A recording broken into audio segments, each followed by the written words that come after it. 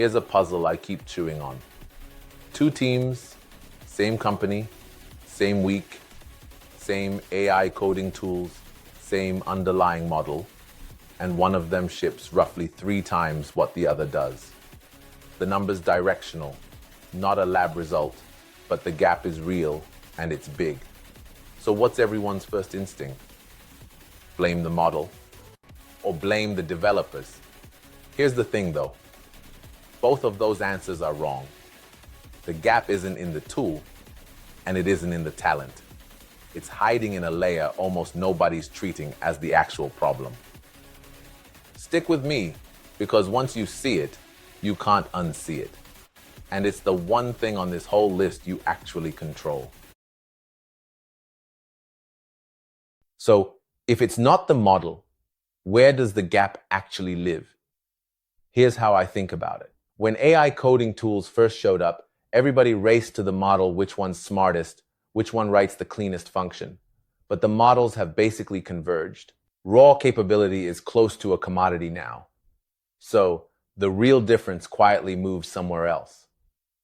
The teams that win aren't just ad hoc chatting with a bot and hoping for the best. They're building a repeatable workflow around the tool. That's the whole ball game. Ad hoc chatting gets you impressive demos. An engineered workflow gets you shippable output. Same model, completely different layer, and that layer is where the gap hides. Okay, let's get concrete. What does that workflow actually look like when the problem's hard? The single biggest upgrade is this. Stop one-shot prompting. On anything complex, don't just tell the AI to go do the thing. Ask it to plan first. Have it write out a step-by-step plan, literally a plan file. It saves to disk, break the work into milestones, and then make it get your approval before it runs each one. You read the plan. You catch the bad assumption on line 2 before it turns into 400 lines of wrong code. Then it acts on one milestone. Then you review. Then you repeat. Plan, act, review, repeat. That loop sounds almost too simple, but it's the whole difference between steering the work and cleaning up after it. One-shot prompting is a slot machine. A plan with approval gates is engineering. Now here's the part most teams throw away, and it quietly costs them every single day. By default, your AI starts every session with amnesia. New chat, blank brain, it relearns your architecture, re-guesses your dependency versions, rediscovers the thing you explained to it yesterday. The fix is almost embarrassingly low-tech. Keep a project context file. At the end of a session, have the AI write down what actually matters.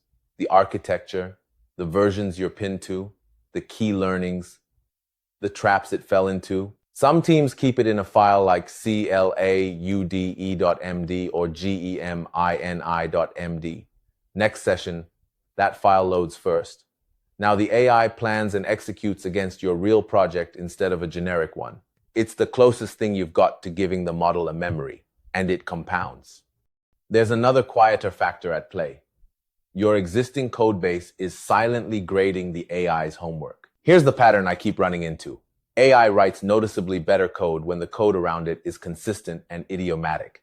Hand it a clean, conventional codebase, and it pattern matches to your conventions. Hand it a pile of clever one-off tricks and inconsistent style, and it'll faithfully give you more of the same. So the boring advice turns out to be the highest leverage advice. Keep your style consistent, reach for well-known idioms, and resist the urge to be clever. And that same cleanliness is exactly why the safest place to point AI is tests and documentation. For my money, that's where it genuinely shines right now. You can get broader test coverage in a fraction of the time, and the cost of writing docs drops close to zero. Point it there, and it pays for itself fast. Okay, now the hard line, and unlike some of what I've told you, this next part isn't a hunch. It's the one thing here I'd stake real money on. However good your workflow gets, treat every bit of AI output as unreviewed junior level code. Not senior, junior. It's fast. It's confident. And that confidence is exactly the trap, because the places it's most sure of itself are the places it can hurt you the most. Two zones especially: architecture and security. In security particularly, AI will happily hand you code that looks clean and quietly introduces an injection vulnerability or gets your auth subtly wrong, and it'll never once flag that it's unsure. It doesn't know what it doesn't know. So the more critical the surface, the more skeptical you get. A junior dev's pull request doesn't go straight to production. Neither does this. So what's your job now? It moves up the stack, away from typing, towards system design and code review. That's the whole mindset in one line. Typing is cheap, thinking is expensive. The AI can crank out the keystrokes all day. What it can't do is own the decision. And that gives you the one rule I'd tattoo on every engineer using these tools. Never commit code you don't understand. Not code that passed the tests, not code that looks right. Code you actually understand, could explain, could defend, could debug at 2 a.m. The moment you're pasting in code you couldn't have written and couldn't review, you haven't gained a superpower. You've shipped a liability with your name on it. So, let's bring it home. What do you actually do Monday morning to land on the winning side of that gap? 4 things. 1. Stop one-shotting. Make the AI write a plan and approve it before it runs. 2. Start a context file and update it at the end of every session, so the AI stops starting dumb. 3. Make review non-negotiable.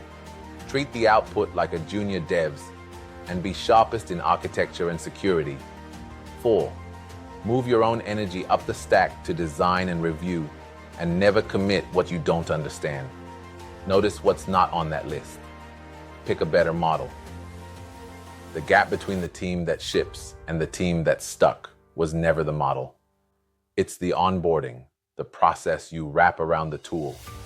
And that, unlike the model, is entirely in your hands. If this reframed the problem for you, that's exactly what we do here at Neural Stack. Cut through the AI hype to the workflow that actually ships. Hit subscribe and tell me in the comments, what's the first thing you're putting in your context file? I'll see you in the next one.